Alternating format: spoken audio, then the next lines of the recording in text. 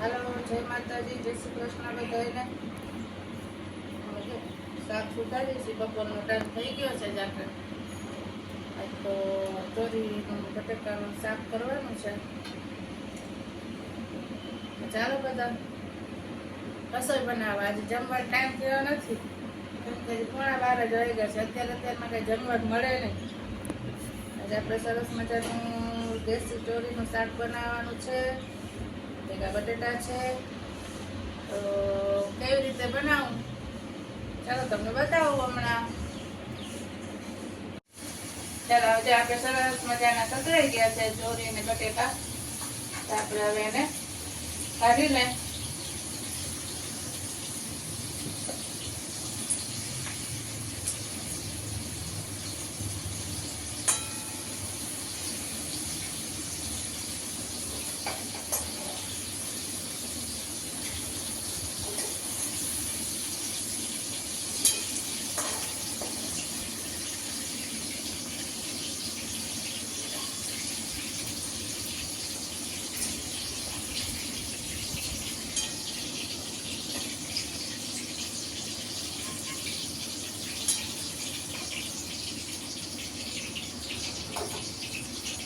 રાખી દે સાઈડમાં. હવે આપણે આમાં નાખશું રાઈ, જીરું.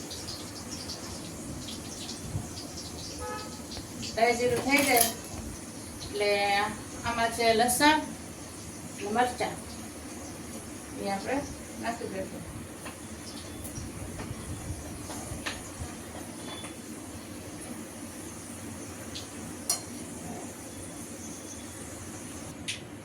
પહેલા આપણે આમાં નાખી દઈએ હિંગ.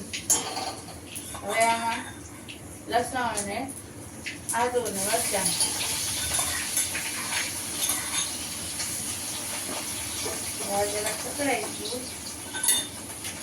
હવે આમાં નાખશું આપણે ચમચી જેટલો ચણાનો લોટ. જાજો નહીં નાખશું, ચમચી જેટલો નાખશું. આમાં સરસ મજાનો લોટ શેકાઈ જાય. આનાથી એકદમ જેમ ઘાટી ગ્રેવી હોય એ ટાઈપનું ટેક્સચર આવે. શાક બહુ મસ્ત થાય. હવે આપણે આમાં નાખીશું ટમેટું, કાંદો. તીખું ના થાય. તમે ધ્રુવભાઈ ખાવાનું છે, ધ્રુવભાઈ તીખું શાક ન આવે. હવે આપણે આમાં નાખી દઈએ મીઠું.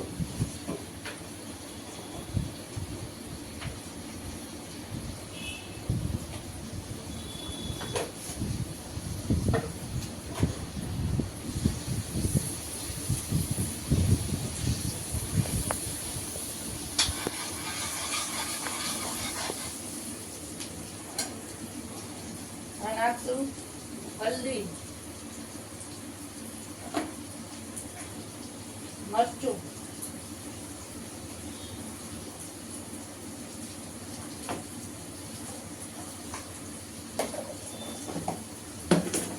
હવે નાખીશું ખાંડ.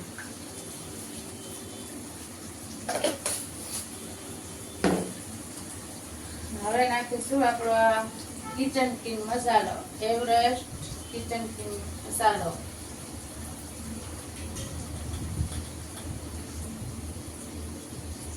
થોડોક જ નાખવાનો હોય સ્વાદ પૂરતો, વધારે કઈ નાખવાની જરૂર ન હોય.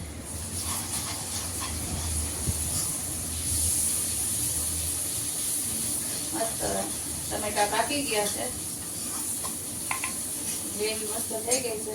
હવે જે આપણે આ તેલમાં પકાવેલા હતા થોડી વાર ચોળી બટેકા, હવે આપણે આમાં નાખી દઈશું.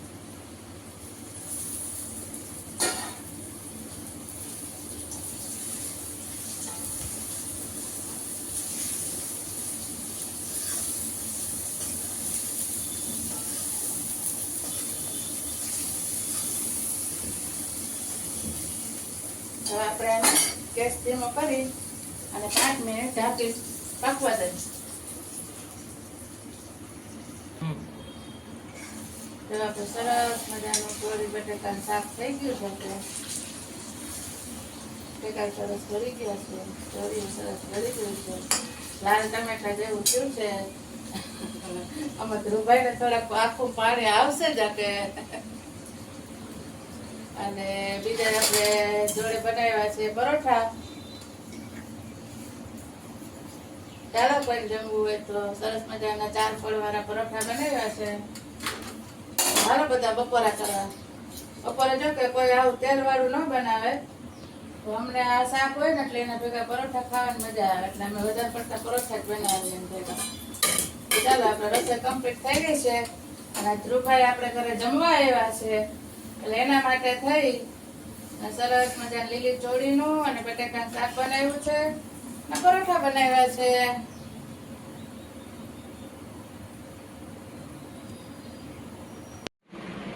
ચાલો અમે છે ને જાય છે એમ થોડી આટો મેળવા કૃષ્ણાભાઈ થોડી ખરીદી કરવી છે. મેળ આવે તો કરતા આવીએ, આટો મારતા આવીએ. ચાલો તો આપણે નીકળીએ. તો અત્યારે ઉદ્યોગ છૂટ્યો હોય, ટ્રાફિક વધારે હોય, આવું થાય કાંઈ રોડ ઉપરનો નજારો. કોક આવે છે ને કોક જાય છે. અમે અત્યારે તડકો બડકો ઓછો થઈ ગયો તો સુધી નીકળીએ થોડીક વાર બહાર આટો મારી આવીએ.